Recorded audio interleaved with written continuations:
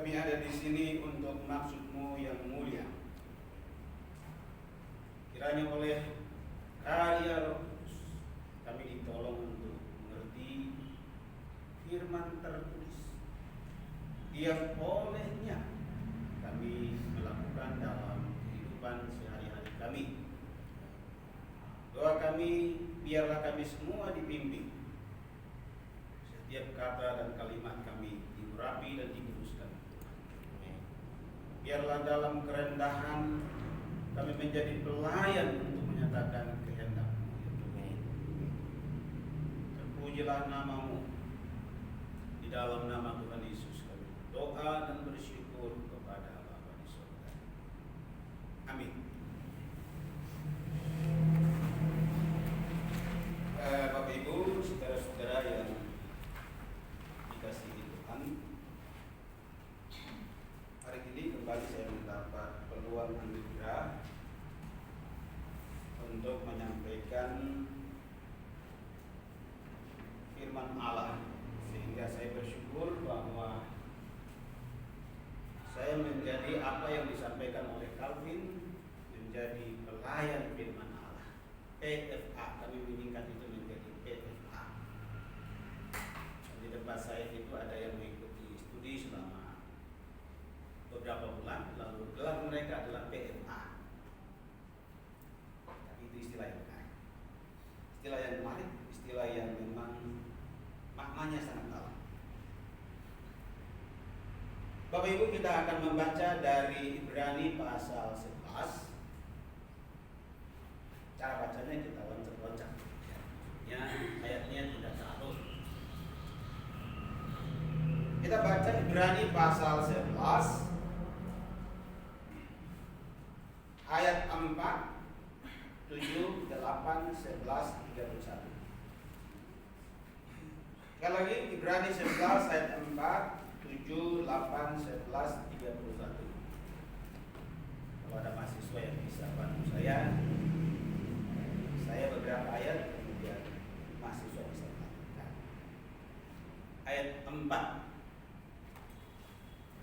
Lembaga Alkitab Indonesia memberi judul Saksi-saksi Iman. Karena iman, Habel telah mempersembahkan kepada Allah korban yang lebih baik daripada korban Kain. Dengan jalan itu ia memperoleh kesaksian kepadanya bahwa ia benar, karena Allah berkenan akan persembahannya itu. Dan karena iman ia masih berbicara sesudah ia mati. Ayat yang ke-7. Karena iman maka Nuh dengan petunjuk Allah tentang sesuatu yang belum kelihatan, dengan taat mempersiapkan bahtera untuk menyelamatkan keluarganya, dan karena iman itu ia menghukum dunia, dan ia ditentukan untuk menerima kebenaran sesuai dengan imannya. Kata mahasiswa ayat 8, 11, dan 31. Ayat 8. Karena iman Abraham taat ketika ia dipanggil untuk berangkat ke negeri yang akan diterimanya menjadi milik pusakanya, lalu ia berangkat dengan tidak mengetahui tempat yang ia tujui. Ayat 11.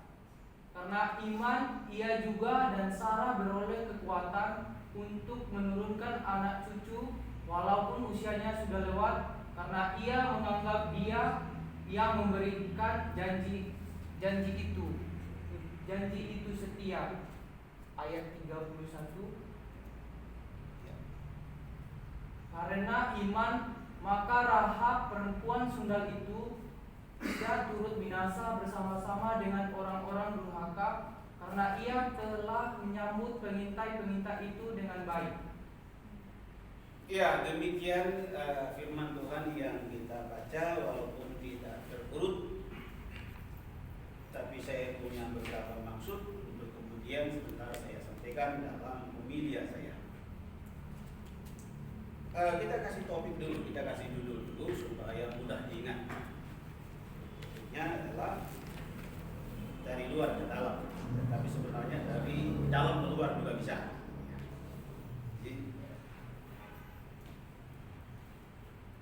Judulnya bermental visional. berdasarkan Ibrani 11 ayat 4, 7, 8, 11, 31. Jadi hari ini kita bicara tentang bermental visional. Visi yang saya maksudkan adalah visi lembaga. Saya kemarin berpikir apa yang harus saya sampaikan. Lalu saya ingat dengan pengalaman saya masa lampau.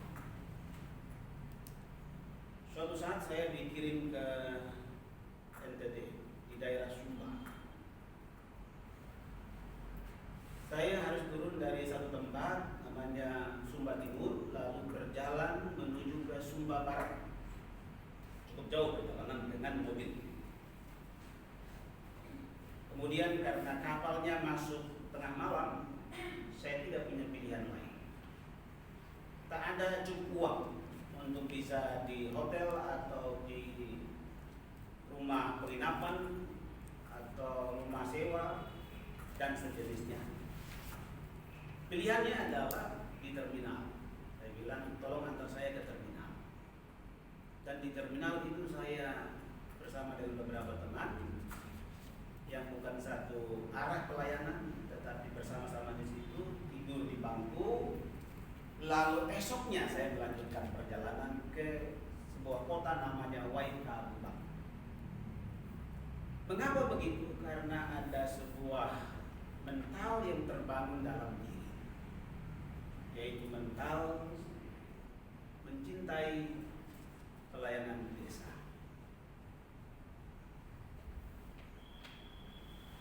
Kadang sebagai mahasiswa dalam pelayanan itu setiap bulan dihargai 15.000 waktu itu. Coba Anda bayangkan 15.000 itu kira-kira untuk apa? Tapi bisa hidup di pelayanan sampai kembali lagi. Nah, inilah yang saya maksudkan dengan mental. Selain itu saya juga bersyukur bahwa sebelum saya sekolah, saya terlibat dalam persekutuan doa yang setelah khotbah tidak ada amplop. Dan memang saya terbentuk di situ dan saya sangat bersyukur sekali karena mental itu terbentuk dalam diri saya. Baik, dalam konteks itu, mari kita, karena kita gabung dalam lembaga ini, maka mau tidak mau kita harus membentuk di dalam diri kita mental. Atau kita membentuk dalam diri kita karakter sesuai dengan pesan lembaga, sesuai dengan cita-cita lembaga, sesuai dengan harapan lembaga. Salah satu dosen yang baru bergabung, saya sangat senang. Dia posting sebuah artikelnya tentang Kudus. Saya bilang luar biasa dosen ini. Begitu datang melihat langsung paham apa yang diusung oleh sekolah, dan saya sangat salut. Saya tidak sebutkan nama dosen. Saya sangat salut. Karena apa? Orang-orang demikian itu berjalan berdasarkan apa yang menjadi cita-cita sebuah lembaga. Ya, hari ini kita bicara tentang mental visional itu seperti apa. Berdasarkan bacaan kita. Pertama, karena iman kita mengerti. Empat. Karena iman Habel telah mempersembahkan kepada Allah korban yang lebih baik daripada korban Kain. Jadi poin pertama adalah karena iman Habel memberikan yang terbaik kepada yang maha baik. Tuhan itu kan maha baik.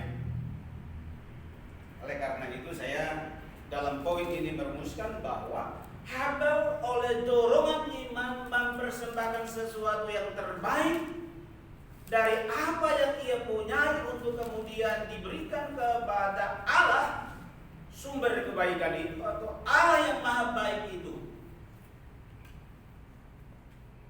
Jadi Habel dipengaruhi oleh iman. Oleh iman itu Habel bertindak. Jadi iman itu mempengaruhi tindakan Habel. Ya, pasti ada tawar-menawar. Apakah saya harus memberikan sesuatu yang baik atau saya memberikan bagian-bagian tertentu yang mungkin yang saya akan berikan itu lebih baik. Biasanya ketika memberi sesuatu itu selalu ada pergumulan, selalu ada tawar-menawar dalam hati. Apakah saya memberi ini atau yang lain yang saya harus beri? Jadi Habel memberi sesuatu yang terbaik kepada Tuhan yang dia percaya. Bahkan kalau mau dibandingkan dengan abangnya, maka adiknya memberi sesuatu yang terbaik. Dia memberikan sesuatu yang terunggul atau memberikan sesuatu yang berkualitas.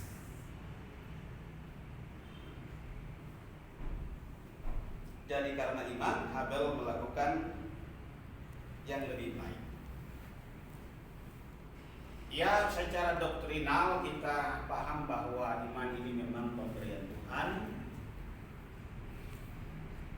Dan oleh iman itu nanti kita baca dalam pasal-pasal selanjutnya ada penegasan bahwa bagaimana iman itu dituntut kepada sebuah kesimpulan. Jadi Tuhanlah yang memberi iman kepada kita dalam diri kita.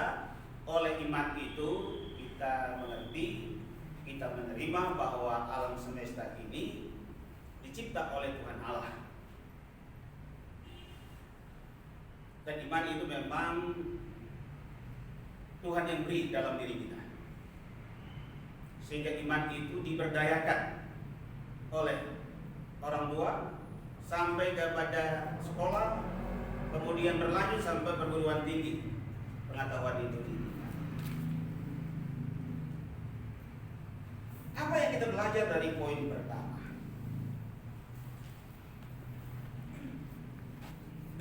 Dalam hubungan dengan kita membentuk sebuah karakter, sebuah kebiasaan dalam diri kita untuk memberikan sesuatu yang mungkin tidak sama dengan Habel, tapi paling tidak memberikan sesuatu yang terbaik di lembaga ini. Kita semua ada di dalam koreksi ini. Koreksi ayat yang pertama, bahwa kita mesti memiliki perilaku iman pada poin yang pertama, memberikan yang terbaik.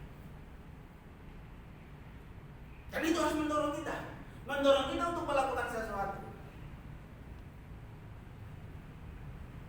Ya, memang ada hal-hal yang memang tidak kita tahu, kemudian orang lain tahu, lalu kita tidak melakukan itu. Ya memang karena kita tidak tahu. Tapi ketika diberitahu oleh orang lain, ya kita mesti siap untuk melakukannya. Ya, jadi kita bicara tentang apa? Perbuatan tetapi karena iman. Bukan karena siapa-siapa, tetapi karena iman saya melakukan ini. Kalau karena iman, maka perbuatan kita secara sungguh-sungguh kita lakukan karena yang menyaksikan itu Tuhan yang tidak kelihatan.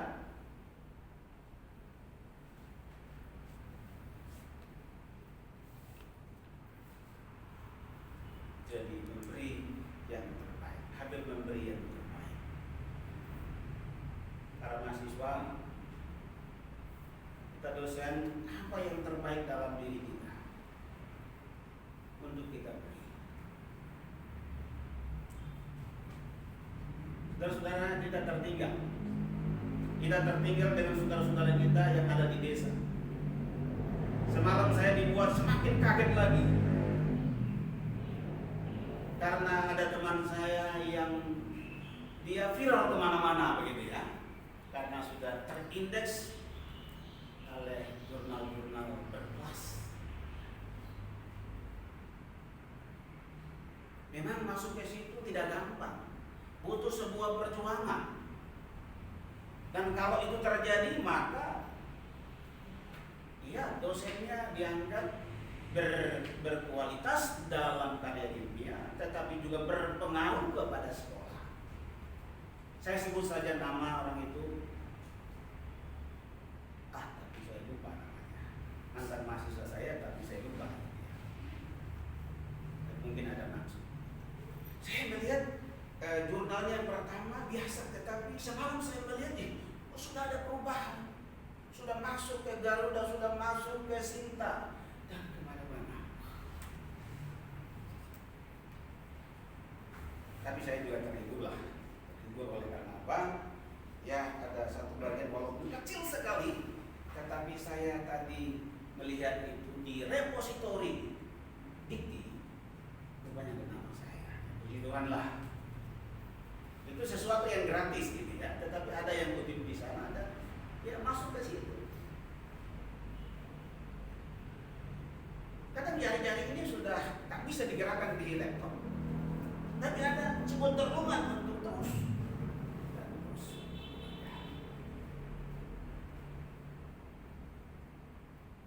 Ya, jadi mari kita berjuang bersama, para mahasiswa juga. Ayo, mari kita berjuang bersama secara khusus dalam menulis artikel-artikel untuk adik-adik mahasiswa.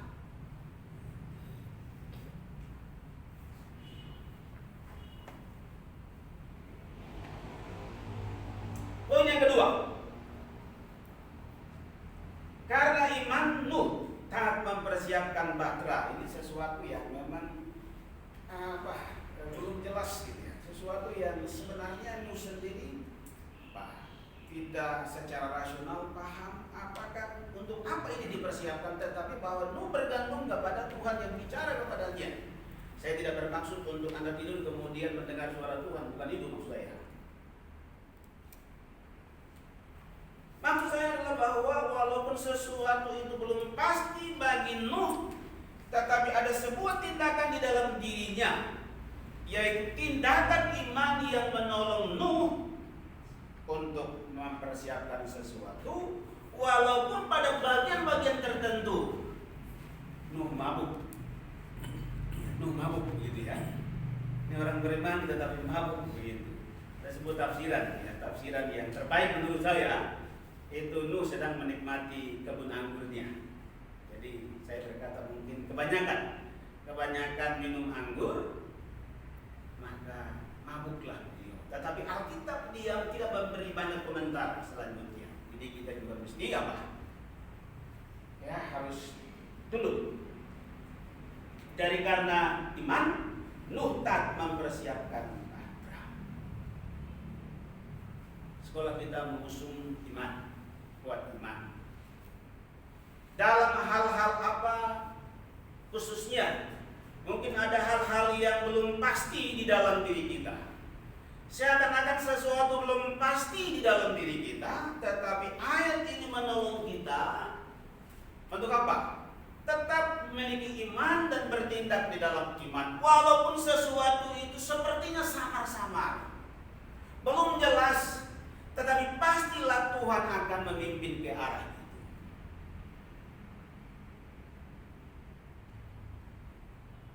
Mahasiswa misalnya, aku merindukan sponsor supaya olehnya aku membeli buku dan aku membaca buku yang terbaik, yang olehnya aku punya kecukupan dalam tugas sebagai seorang anggota masyarakat ilmiah. Doakanlah, Tuhan pasti menolongnya. Rinci doa Anda, doakan. Mungkin suatu-saat Tuhan menjawab doamu, Anda akan menjadi gagal. Itu sesuatu yang kita hanya membayangkan di dalam iman, bahwa itu akan terjadi dalam diri kita. Jadi karena iman, Nuh tak mempersiapkan bahtera. Ada sesuatu yang membuat kita sepertinya belum punya kepastian ke arah itu, tapi Tuhan menuntun kita. Saya bersyukur membaca bagian ini bahwa saya juga harus punya perilaku iman sebagaimana juga yang lembaga ini usung. Karena saya ada di dalam lembaga yang mengusung kuat iman, dalam hal-hal tertentu saya belajar kuat iman. Tuhan ajari saya untuk belajar kuat iman. Walaupun COVID mungkin saya tidak berani, saya masih belajar gitu ya. Tidak mau berani konyol gitu. Kemarin ada tetangga yang kena, lalu kami mulai berbelok. Oh, mereka bilang tidak apa-apa. Ya. Jadi saudara-saudara sekalian, khususnya para mahasiswa, mungkin orang tuanya jauh, tidak punya harapan bahwa orang tuanya bisa membantu dalam waktu-waktu ini, yakinlah Tuhan yang menolongnya. Yang berbicara di depan ini banyak kesulitan-kesulitan. Sampai kadang dulu masa kami mahasiswa ditulis, persembahannya ditulis semuanya, janji imannya ditulis. Jadi setiap masuk kantor itu lihat, oh Yonas masih kosong bulan Januari sampai Desember. Pacarku dia terisi semuanya karena ada abangnya ya. Kalau Yonas ya kadang terisi sedikit, kadang banyak bagian yang kosong. Malu juga sebenarnya. Itu menjadi tekanan psikologi bagi saya dalam mengajar. Sehingga apa? Akhirnya saya kemudian apa? Setiap kali ada di manapun saya tetap membawa buku dan membaca karena tahu bahwa perjuangan saya berat.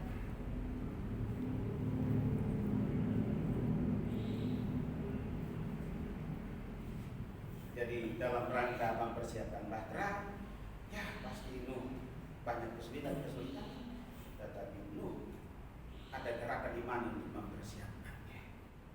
Mencapai mempersiapkan bahtera itu, tetapi punya semangat iman, perilaku iman. Jadi baik saya, para mahasiswa. Ya. Lalu yang ketiga, kita coba saja.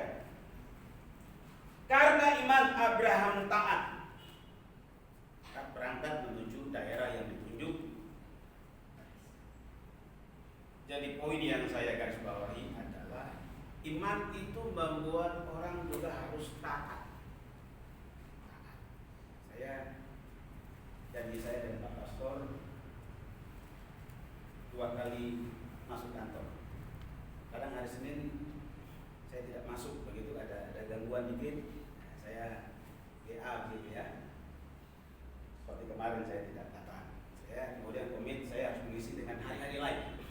Lalu waktu perjumpaan dengan Pak Ketua, saya bilang saya 3 hari saja, itu pada 2 ya. 3 hari saja datang, tetapi nanti dilihat perkembangan. Bisa ya 5 hari, tapi untuk sementara ini 3 hari. Kadang waktunya tidak menentu, tapi komitmen saya adalah hari Senin dan Jumat, kemudian ditambah 1 hari lagi ya, di harinya ini. Jadi taat. Abraham taat kepada Tuhan dalam kondisi ia diperintahkan atau dia diinstruksikan menuju ke sebuah tempat, dan dia taat. Taat itu harus menjadi bagian karakter iman, bagian perjuangan iman di dalam diri kita. Kita sadar bahwa sekolah ini mengusung kuat iman, maka ketaatan juga menjadi sebuah bagian penting dalam membentuk karakter kita. Taat kepada Tuhan, gitu ya. Tetapi juga taat kepada orang-orang pilihan yang Tuhan tempatkan di atas daripada kita. Itu ayat yang ke-8. Ayat yang selanjutnya. Karena iman Sarah beroleh kekuatan untuk menurunkan anak cucu. Ya, kembali lagi ini poin yang sama dengan poin sebelumnya. Jadi ada kondisi yang memang tidak bisa, tapi ya iman itu memungkinkan untuk bisa.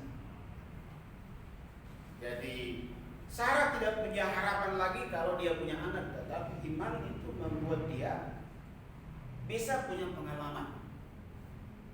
Jadi ada hal-hal yang mungkin tidak mungkin dalam diri kita, terwujud dalam diri kita, tetapi dalam proses iman maka kita bisa dibawa Tuhan untuk mencapai bagian-bagian.